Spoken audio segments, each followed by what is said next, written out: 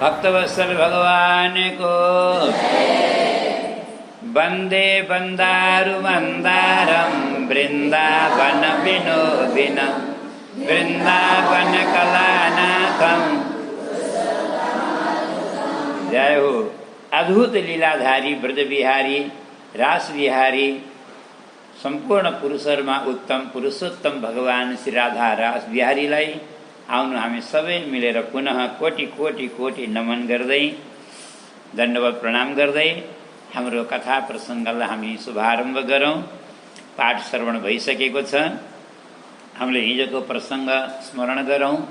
सुजी भन्नुहुन्छ, म तीर्थयात्रा गर्दै गर्दै म गङ्गाको तट पावन तटमा म शुक्रतालमा पुगेँ, जहाँ राजा परीक्षित अनसन व्रत लिएर बसेका थिए।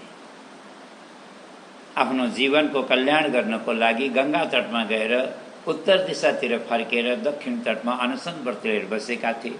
दशौं दिशाबाट धेरै ठुला ठुला ऋषिमुनिहरू ब्रह्मर्षि राजर्षि महर्षि देवर्षि सबै पाल्नुभयो। राजाको समुचित चित्त बुझ्ने गरेर उत्तर दिन कसैले सक्नु भएन। 7 दिनमा मुक्तिको ग्यारेन्टी खोजेका थिए।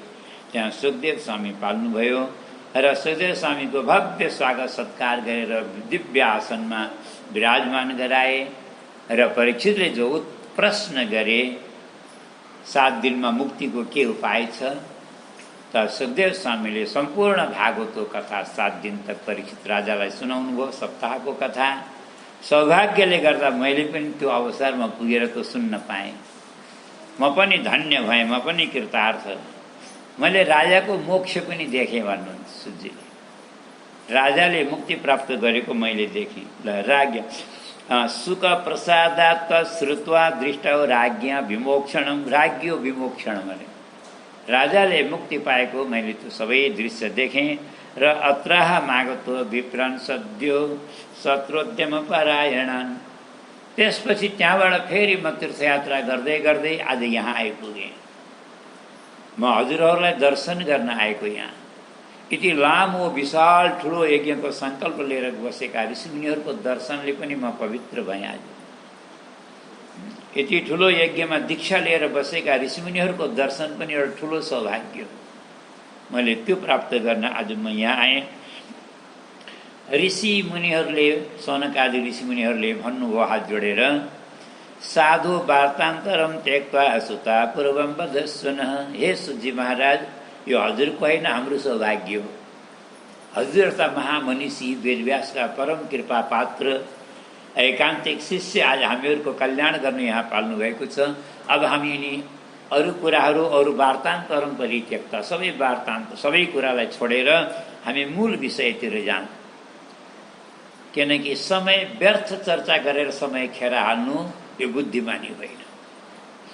दुनियाँभरको कुरा काटेर टीका टिप्पणी गरेर अर्काको निन्दा स्तुति गरेर समय र जीवन किन बर्बाद गर्ने। त्यही भएर हे गुरुदेव, सारात् सारतरम पुण्यम कथाम आत्म प्रसादिनी। यो आत्मालाई निर्मल बनाउने वाला, कल्याण गर्ने वाला, मुक्ति दिलाउने वाला सम्पूर्ण कथाको सारको पनि सार यो परम पवित्र पुण्यदायक छ। त्यो हामीलाई हजुरले कृपा गरेर त्यो कथाको रसपान गराउनुहोस्, हाम्रो जीवन धन्य होस्। सुधाधिकतराम पराम अरे। प्रभुको कथा भनेको अमृतभन्दा पनि अझै श्रेष्ठ हो। किन भन्नु, अमृतले त यो देहलाई अमर बनाउँछ होइन र? मुक्ति त दिन्न होला नि, स्वर्गको अमृतले दिन्छ र? अनि भागवत कथाले मुक्ति पनि मिल्छ। त्यही भएर सुधाधिकतराम पराम, सुधाभन्दा पनि स्वर्गको अमृतभन्दा पनि अझै उच्चतम श्रेष्ठ पर जो कथा हो भगवत कथा हो, यसको हामीलाई रसपान गराउनुहोस्। आज सुजी पनि प्रसन्न भएर भन्नुहुन्छ, म पनि धन्य भएँ सुज जातिमा जन्मेर पनि। किन हजुर जस्ता यस्ता महापुरुष ऋषिमुनिहरूले प्रश्न गरेर मलाई हरिगुण गाउने एउटा अवसर प्रदान गर्नुभएको छ। अझ कोही सुनिदिने मान्छे नभए हामीले कसलाई कसलाई सुनाउने भन्नु त। त्यही भएर यो हजुरहरूको कृपाले नै मैले यस्तो हरिगुण गाउने सौभाग्य पाएको छु। यस्ता उत्तमोत्तम प्रश्न गरिदिनुहुन्छ हजुरले र मलाई यो सौभाग्य प्रदान गर्नुभएको छ। आउनुहोस्, म हजुरहरूलाई एउटा उत्तम कथा सुनाउँछु। एकदा नारदो गच्छन् नर नारायणालयम। एक दिन देवर्षि नारद हरिगुण गाउँदै वीणा बजाउँदै नर नारायणालय मरे। नर नारायणालय भनेको कहाँ हो? हिजो आएको थियो नि कथामा, बदरीका आश्रम भ्रमण गर्दै नारदजी त्यहाँ पुग्नुभयो। और बदरीका आश्रम बडा पुण्य क्षेत्र हो, ठुलो धाम हो, 4 धाम मध्येमा एउटा धाम हो। त्यहाँ ठुला ठुला तपस्वीहरू, ऋषिमुनिहरू, देवताहरू, सबै सिद्धहरूले त्यो सुसेवित छ। त्यहाँ सबैले आश्रय वास गर्छन्, त्यहाँको आश्रय लिन्छन्। किन? उत्तम क्षेत्रको, उत्तम धामको, उत्तम तीर्थको आश्रय लिनाले, उत्तम गुरुको, उत्तम सन्तहरूको आश्रय लिनाले जीवनको कल्याण हुन्छ। त्यस्तो दिव्य धाममा पुग्नु हो। अनेक प्रकारका वृक्षहरूले, लतापताहरूले, वनस्पति, अन्नौषधिहरूले एकदम सम्पन्न भएको बद्रिका आश्रममा पुग्नुभयो। वहाँ गएर तपस्यामा लवलीन ध्यानमग्न नरनारायण महामुनिलाई प्रणाम गर्नुभयो। परब्रह्मणि संलग्न मानसं च जितेन्द्रियम। उहाँको मन त परब्रह्म परमात्मामा लीन भएको छ, जितेन्द्रिय हुनुहुन्छ। जितारी षड्कमलम प्रस्फुर, 6 शत्रुलाई जित्नु भएको। 6 शत्रु भनेको हिजो भनेको थियौँ नि हामीले, 6 शत्रु भनेको के हो? काम, क्रोध, लोभ, मोह, मद, मत्सर। यी हाम्रा सबभन्दा ठुला शत्रु। बाहिरका शत्रुलाई जितेर के हो? जब त भित्रका प्रहलादजीले आफ्नो पिता हिरण्यकशिपुलाई यही भन्छन् नि है, पिताजी किन घमण्ड गर्नुहुन्छ बाहिरका शत्रु जिते भनेर, भित्रका शत्रु जताततै छ। भित्रका शत्रु जित्नु नि बरु, त्यसले आत्माको पतन गराइरह, आत्माको दुर्दशा गराएका छन्। तर नरनारायण भगवानले यी भित्रका 6 शत्रुलाई जित्नु भएको छ। परम आनन्दित ध्यान मुद्रामा हुनुहुन्छ। यस्ता नारायण मुनिलाई साष्टाङ्ग दण्डवत गरेर हात जोडेर नारदजीले एउटा सुन्दर स्तुति गर्नुभयो। देव देव जगन्नाथ कृपा कुपार सत्पते, सत्यव्रत त्रिसत्योसी सत्यात्मा सत्य संभव। हे जगन्नाथ, हे देवदेव, हे दयाका सागर, हे सत्य संकल्प, सत्यव्रत, हे सत्यात्मा, हे सत्य संभव। भागवतमा गर्भस्तुति गरे नि देवताहरूले, सत्यव्रतम सत्य परम त्रिसत्यम सत्य सेवनिम निहितम च सत्य सत्य स सत्यामृत सत्य नेत्रम सत्यात्मकम ताम शरणम प्रभ। यही स्तुति यहाँ नारदजीले नरनारायण भगवानको गर्नु हो। हजुर सत्य योनि, सत्यका कारण परम कारण हुनुहुन्छ। यस्ता हजुरका पाद पङ्कजमा म साष्टाङ्ग प्रणाम गर्दछु। त्वामहम शरणम गतः, हजुरका चरण श्री चरणको शरणमा म यहाँ आज आएको छु। तपस्यखिल शिक्षार्थम पुण्य हजुरको तपस्या भनेको यो सम्पूर्ण लोकको कल्याणको लागि, मर्यादा स्थापनको लागि र लोक शिक्षाको लागि हो। अन्यथा हजुरलाई तपस्या गर्ने के आवश्यकता? हजुरको तपस्याले संसार टिकेको छ। यदि भगवानको नरनारायणको तपस्या, हिजो पनि भनेको प्रसङ्ग, यदि नरनारायण भगवानको तपस्या यदि हुँदैन थियो भने संसार अहिलेसम्म डुबिसक्ने थियो। पापीहरूका पापले रसातलमा जाने थियो धरती। यो तपस्याले, हाम्रो पुरुषार्थले, प्रारब्धले संसार थोरै टिक्या। यो त नरनारायण भगवानका तपस्याले टिक्या। त्यही भन्नुहुन्छ। अरू पहिला जमानामा कस्तो थियो भन्दा, एउटाले घरमा एउटाले पाप गर्यो भने घरभरिका सबैलाई पाप लाग्थ्यो अरे। तर कलियुगमा त्यस्तो भए कस्तो हुन्थ्यो? बर्बाद हुन्थ्यो है। धन्य हो प्रभु, हजुरले कलियुगमा धन्न के गरिदिनु भयो? र जसले पाप गरेको छ उसैले मात्रै भोग्छ, अर्कालाई केही खाँचो छैन। यो हजुरले गर्दा यस्तो भयो। हजुरले ठुलो उपकार गर्नुभयो। संसारमा प्राणी के छ? दारा पत्य गृह आसक्त तेसाम हितकरम चेतरे। हर संसारी गृहस्थी प्राणीहरू आफ्नो घरमा, स्त्रीमा, पुत्रमा, सन्तानमा आसक्त छन्। चुर्लुममा डुबेर भगवत विमुख भएर दुःख पाएका छन्। तिनीहरूको हित कल्याण कसरी हुन्छ र मेरो पनि हित कसरी हुन्छ? हे प्रभु, हजुरले वक्तुमा रहसी, हजुरका श्रीमुखबाट यो सुन्दर पवित्र चरित्र सुन्नको लागि म यहाँ आएको हुँ। ब्रह्मलोकदेखि, ब्रह्मलोकादि आगत यहाँ आएको हुँ। उपकार प्रियो विष्णु इति वेदे विनिश्चितम। वेदमा के लेखेको छ? उपकार प्रियो विष्णु अरे। भगवान विष्णुको श्रीहरिको यो विशिष्टता वैशिष्ट्यता हो, एउटा विशेष गुण हो। विलक्षण गुण के हो भन्दा सम्पूर्ण प्राणीको उपकार गर्ने स्वभाव छ। उपकार प्रिय हुनुहुन्छ भगवान, यस्तो वेदले भनेको छ। त्यही भएर अहिले लोकोपकारको लागि हे भगवान सम्पूर्ण कथाको सार मलाई श्रवण गराउनुहोस्।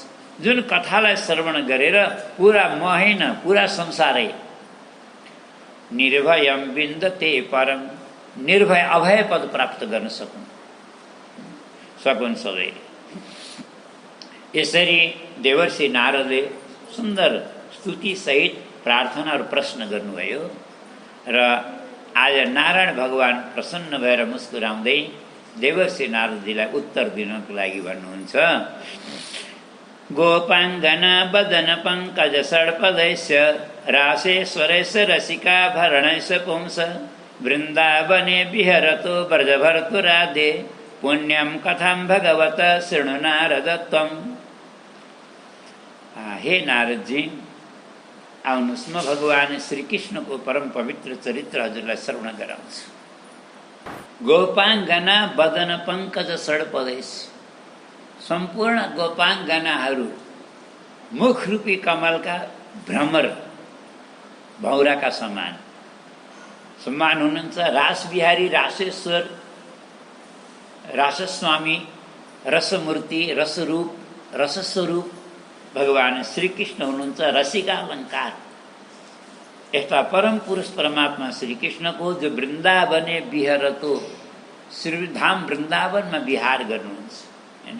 वृन्दावन जहाँ भक्तिको वन छ, तुलसीको वन छ, त्यो वृन्दावन है। यहाँ पनि यदि हाम्रो भक्तिको वन भने भक्ति नै भक्ति गर्नेवाला भक्त समूह भए भने भगवान यहाँ पनि विहार गर्नुहुन्छ। कमी यही भयो कि अनिकाल लाभ खडेरी पर्यो, यो भक्तिको खडेरी पर्यो कलियुगले गर्दा है। और जहाँ भक्तहरू धेरै हुन्छन् त्यहाँ तुलसीको वन त हुन्छ होइन। भगवानलाई तुलसी यति प्रिय हुन्छ। र अरू कथा त हामीले गरिरहँला, 1 महिनासम्म गर्न बसेकै छौँ, बल्कि त्यसपछि पनि चौमासै गर्न बसेका छौँ, गरौँला। तर यो पुरुषोत्तम महिना यदि विष्णु भगवानमा श्रीकृष्णमा थोरै पनि श्रद्धा छ भने त्यस्ता भक्तले यो महिना, यो समय, यो अवसर 1 दिन पनि खेर नहाल्ने। थोरै भए पनि भगवानको पुरुषोत्तमको प्रीतिको लागि केही न केही भजन साधना गर्नुपर्छ। और केही गर्न नसके 1000 तुलसी पुरुषोत्तम भगवानका श्री चरणमा अर्पण गर्नु, यो सबभन्दा ठुलो साधना हुनेछ। भगवानलाई तुलसी जति प्रिय अरू केही छैन। कमलका पुष्प ल्याएर चढाए पनि भगवान त्यति प्रसन्न हुनुहुन्न जति तुलसीका फुल चढाएर पत्र चढाएर भगवान प्रसन्न हुनुहुन्छ है। अब अरू देवदान अपुपदान यी सब कुरा त पछि आउँछन् भन्दै रहँला है। तर तुलसी वृन्दावन भनेको तुलसी वन पनि हो। हुन त आदिपुरुष भगवान श्रीकृष्णको दिव्य पवित्र चरित्र वर्णन गर्न कसले सक्छ? भूमिका समर्थ, यस धरतीमा को समर्थ छ? तर पनि जानी नजानी निर्मल मनले आफ्ना भक्तले गरेको गुणगान भगवानलाई बहुत मन पर्छ। जस्तै मातापितालाई बोल्न नजानेका बच्चाले गाली गरे पनि मन पर्छ नि होइन। तोतली बोली बाके सन्तानले बाआमालाई गाली गरे भने रिसाउँछन् कि हाँस्छन्। त्यस्तै भगवानको शरणागत भक्तले जानी नजानी टुटे फुटेका शब्दमा पनि यदि केही गुणगान गर्छन् भने भगवानलाई अत्यन्त प्रिय लाग्दछ, मिठो लाग्दछ। त्यही भएर भावना गर्नु। अज्ञानी छु अधम छु पटमूर्ख नै छु, जस्तो भए पनि प्रभु शरण गतै छु है। एकदम विनम्र भएर समर्पणात्मक रूप। न त भगवानको वास्तविक गुणगान गर्न त कसले सक्छ? शेषहरू शारदाले पनि गाह्रो छ, अनि पृथ्वीमा कसले गर्छ? ठिक, फेरि पनि आउनु, म यस्ता पुरुषोत्तम भगवानको महिमाले युक्त भएको म यो पुरुषोत्तम मास महात्म्यको पवित्र चरित्र सुनाउँछु अरे। यहाँ पुरुषोत्तमका अरू विशेषताहरू गुणहरू त भोलि पर्सि क्रमशः आउँछन् है। आज पुरुषोत्तम महिनाको महात्म्यमा हामीले कतिवटा कुरा ध्यान दिनु है। यसको महिमा के छ? सबभन्दा पहिलो दारिद्र्य हरम, माने दरिद्रता। जसले पुरुषोत्तम महिनाको व्रत गर्छ, महात्म्य सुन्छ है, और गुणगान गर्छ, और पुरुषोत्तम भगवानको आराधना गर्छ, और पुरुषोत्तम मासमा त्यसलाई कति कुराको फाइदा छ। सबभन्दा पहिला दरिद्रता नाश। अब दरिद्रता भन्नाले हामीले एउटा कुरा बुझौँ है, गरिबी नाश भनेको होइन है। गरिबी नाश भएर गरिबी ठुलो कुरा होइन, गरिबी त एउटा प्रारब्ध हो। आजको गरिब भोलि अमीर पनि हुन्छ। सबभन्दा दरिद्रता भनेको मान्छेका भित्रको जो असन्तोष हो नि, यो सबभन्दा ठुलो दरिद्रता। यो पुरुषोत्तम भगवानका कृपाले मात्रै नाश हुन्छ। मान्छेले आफ्नो पुरुषार्थले हैन, गरिबी त पुरुषार्थले नष्ट हुन्छ। गरिबी है, परिश्रम गर्ने भने पैसा कमाएर नाश हुन्छ, हुँदैन। तर असन्तोष, मयम भन्ने करोडपतिको पनि असन्तोष नष्ट भएन कि, झन झन ज्यादा। तर यो त भगवानको कृपाले, पुरुषोत्तमको कृपाले। त्यही भएर सबभन्दा पहिला दारिद्र्य हरम, अनि दोस्रो वैधव्य हरम।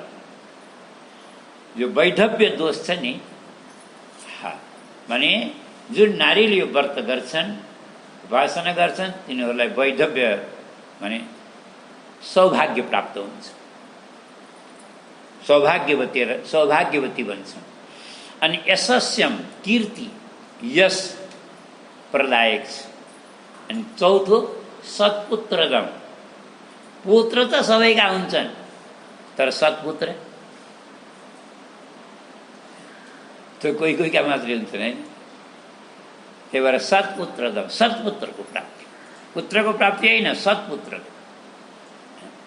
पुत्र मात्रै त कुकुर बिरालाका पनि झन् धेरै हुन्छन् मान्छेको। त्यही भएर सत्पुत्रको प्राप्ति, जसले कुल तारोस्, जसले आफ्ना माता पितालाई तारुन्, जसले यश राखुन्, कीर्ति राखुन्, यसलाई सत्पुत्रदम। 4 भयो। और 5वां कुरा, यी 4वटा त त्यही पनि सामान्य भने हुन्छ, यी त सामान्य भने हुन्छ। 5वां मुख्य पुरुषोत्तम महात्म्यको मुख्य फल के हो? मोक्षदम।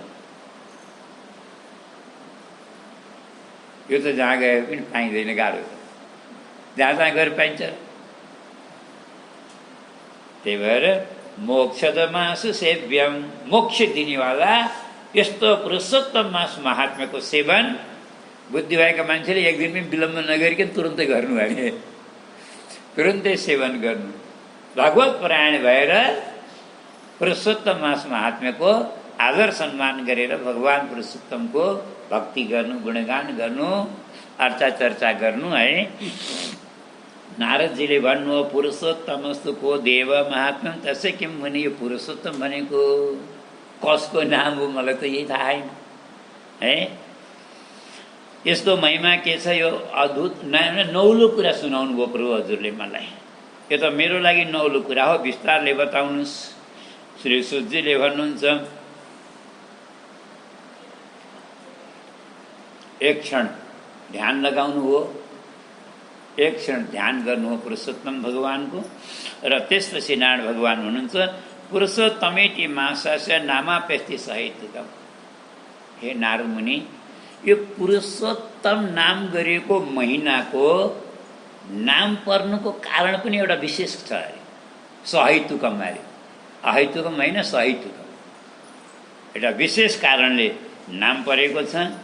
त्यसै स्वामी कृपा सिन्धु, यो पुरुषोत्तम महिनाको जो स्वामी हो, अधिष्ठाता, अधिष्ठात्री परम कृपा सिन्धु, कृपाका सागर स्वयं भगवान पुरुषोत्तम नै हुनुहुन्छ। त्यही भएर यसको नामै पुरुषोत्तम हो। त्यो कसरी हो त अगाडि प्रसङ्गमा आउँछ है। फेरि प्रश्न गरेर फेरि उत्तरमा आउँछ। तर यहाँ नारदजीलाई बिचैमा शङ्का लायो भन्नुभयो। यी चैत वैशाख आदि महिनाको नाम त मैले सुनेको थिएँ, यिनीहरूका अधिष्ठात्री देवता हुन्छन् भन्ने पनि थाहा थियो, परन्तु पुरुषोत्तम महिनाको नाम त मलाई थाहा थिएन। स्वामी कसरी पुरुषोत्तम हुनुभयो यो कुरा मलाई केही थाहा छैन। हे कृपानिधि, विस्तारले यो प्रसङ्ग मलाई बताउनुहोस् र यो पुरुषोत्तममा हामीले के गर्न पर्छ? किम कर्तव्यम, कथम स्नानम, गर्ने कर्म के हो, स्नान के हो, दान के हो, जप के हो, पूजा के हो, उपवास के हो, साधन के हो, यो महिनामा गर्ने यो विस्तारले बताउनुहोस्। और यो गर्नाले कसको प्रसन्नता हुन्छ है? तुष्येत कृतेन को देव किम्बा फलम परेच्छति, प्रसन्न भएर के फल मिल्छ हामीलाई? ती देवताले के फल दिन्छन् है? अरू मैले सोध्न नजानेको कुरा रहेछ भने पनि त्यो पनि भनिदिनु होला, किनकि हामी कथा सुन्न त बस्छौँ है, तर सोध्न अलिक जान्दैनौँ। हो कि यो कुरा भनौँ त? एउटा कुरा सोधे पनि अर्को कुरा बिर्सन्छ है। तर गुरुहरू बडा दयालु हुन्छन्, नसोधेको कुरा पनि भनिदिन्छन्, यति कल्याणकारी छ भने। त्यही भएर मलाई विश्वास छ हजुरले मलाई नसोधेको कुरा, मैले सोध्न रहेको कुरा पनि सम्झेर भनिदिनु होला, कि मेरो मनमा यो हजुरको वचन सुनेर जिज्ञासा बढ्या, म विस्तारले जान्न चाहन्छु। अरू यो संसारमा धेरै प्राणी दुखीहरू छ। अब कस्ता कस्ता छन् यहाँ धेरै वर्णन छ। अब कस्ता कस्ता रोगी छन्, भोगी छन्, दुखी छन्, दरिद्री छन्, अपाङ्ग छन्, मलिन मन भएका छन्, झगडालु छन्, क्रोधी छन्, कामी छन्, लोभी छन्, मद मत्सर मात्सर्यको त्याग गर्न सक्दैनन्, यी सब पाप पङ्कजमा मुछिएका छन्। यस्ता कलियुगी प्राणीहरूको, दुखी प्राणीहरूको उद्धारको जे उपाय छ कृपा गरेर भन्नुहोस्। पहिले भक्तवत्सल भगवानको। भगवान नारायण भन्नुहुन्छ, नारदजी हजुरले साह्रै राम्रो प्रश्न गर्नुभयो, सबै जगतको कल्याण गर्नेवाला प्रश्न। हजुरलाई म सुनाउँछु, सुन्नुहोस्। म त्यो कथा सुनाउँछु जो भगवान श्री कृष्णले स्वयं पुरुषोत्तमले त्यो आफ्ना परम भक्त र मित्र आफ्नै फुपूका छोरा यो पाण्डवहरूलाई कृपा गरेर, करुणा गरेर, माया गरेर सुनाउनु भएको थियो। त्यो प्रसङ्ग म हजुरलाई सुनाउँछु भनेर।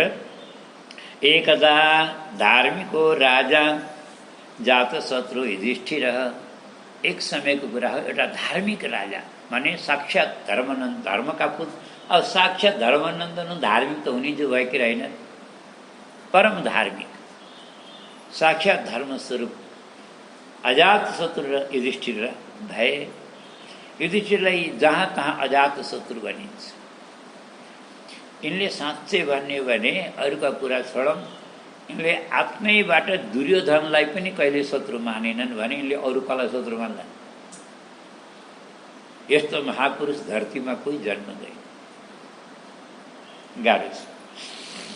द्युते पराजितो दुष्टै धार्तराष्ट्रै छल प्रिय, यस्ता राजालाई धृतराष्ट्रका पुत्रले, कौरवहरूले जो छल प्रिय अरे, तिनलाई त बस छल कपट नै प्रिय छ। छल कपट भन्दा अरू केही जानेकै छैन, धूर्त छन्, दुष्ट छन्। अब तिनीहरूले अब के गरे सबै कुरा थाहा छ, विस्तार गर्नु पर्दैन यहाँ है। अब एक वस्त्र द्रौपदीलाई केसमा सताएर लथार्दै सभामा ल्याउनु, साडी समातेर निर्वस्त्र गरेर बेइज्जत गर्न खोज्नु। त्यहाँ भगवान श्रीकृष्णले स्वयं वस्त्रावतार लिएर द्रौपदीको लाज नबचाएको भए के हुँदो, कल्पना गरौँ त। त्यहाँ के हुँदो? यिनै धूर्त अपराधीहरूले गर्दा बिचरा वनवासी भए पाण्डव। राज्य सब राजपाट छोडेर जङ्गलमा भट्किए, दर दरको ठोकर खाए, दुःख पाए, कहीँ खाने व्यवस्था छैन, कहीं बस्ने बासको व्यवस्था छैन, कहीं लाउने व्यवस्था छैन। जङ्गलका वृक्षका बलकल वस्त्र धारण गरेर हिँडेका छन्। अनि जाँदा जाँदा यिनीहरू त एक बार काम्यक वनमा पुगे। काम्यक वन भनेको हामी सबैले बुझौँ है। हामीले ब्रज 84 को परिक्रमा गर्दाखेरि काम्यक वन आएको हो कि भुलिसकियो। हामीले जसलाई कामवन भनेर 2 दिन बासा बसेको त्यही काम्यक वन हो। संस्कृतमा त्यसको नाम काम्यक वन। पुराणमा त्यसको धेरै महिमा छ।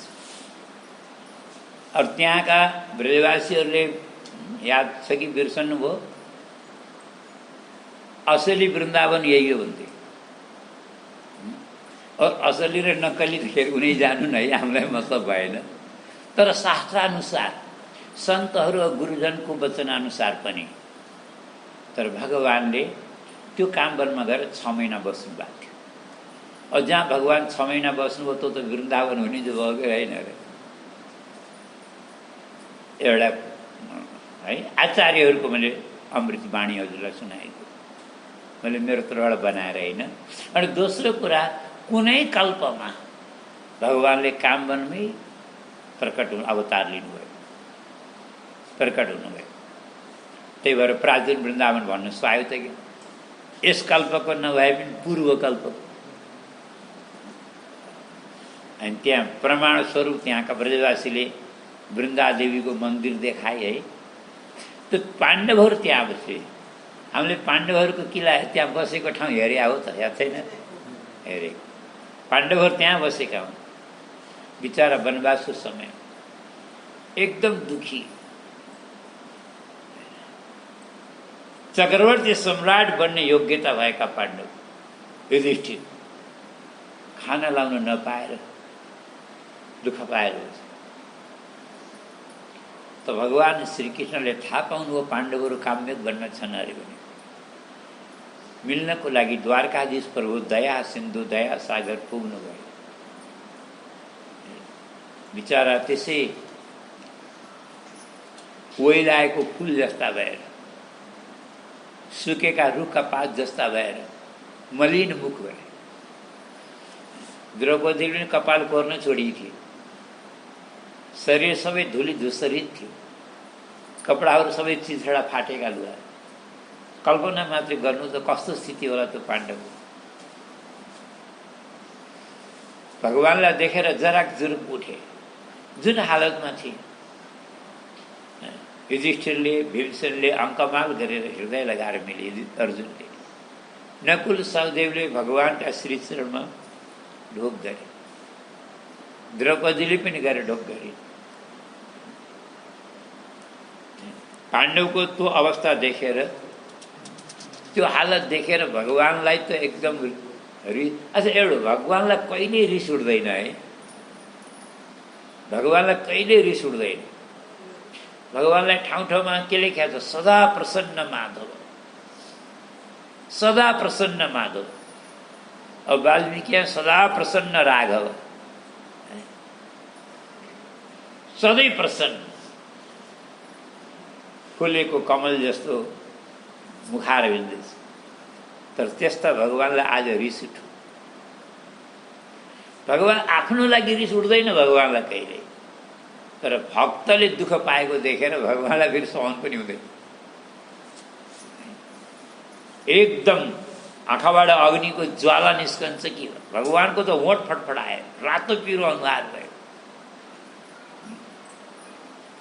त्यो धृतराष्ट्रका पुत्रहरूलाई मैले अहिल्यै जलाएर खरानी बनाइदिन्छु भन्न लाग्नु। विश्व ब्रह्माण्ड जलाइदिन्छु भन्न लाग्नु। पाण्डवहरू डरले थरथर काम्दै हात जोड्दै आए। प्रभु विश्व ब्रह्माण्डभित्र त हामी पनि पर्छौँ। भगवानको क्रोधले के भनिएको छ? भगवानले भिरकुटी टेढो बनाउने हो भने ब्रह्माको पतन हुन्छ। अनि भगवानको क्रोध अग्निले यो ब्रह्माण्ड रहला? हेर प्रभु, हाम्रो लागि हजुरले दुःख नपाउनुहोस्, क्रोध नगर्नुहोस्। किनकि एउटा मच्छर घरभित्र पसो भनेर त्यो मच्छरलाई मार्न कसैले घर आगो लाउँछ र? मच्छर मेरा घरभित्र पसो, त्यसलाई मार्छु भनेर कसैले आफ्नो घरै फुक्छ र? प्रभु, यो विश्व ब्रह्माण्ड त हजुरको घर हो। हजुरले निर्माण गर्नुभएको, हजुरले बनाउनु भएको, हजुरको मन्दिर हो यो संसार। यसलाई हजुरले कसरी भस्म गर्नुहुन्छ? यहाँ त हजुरका कस्ता कस्ता भक्तहरू पनि बस्छन्, अमलात्मा निर्मलात्मा साधु सन्तहरू पनि बस्छन्। यसलाई भस्म गर्नु सुहाउँदैन। त भगवानको कुरो शान्त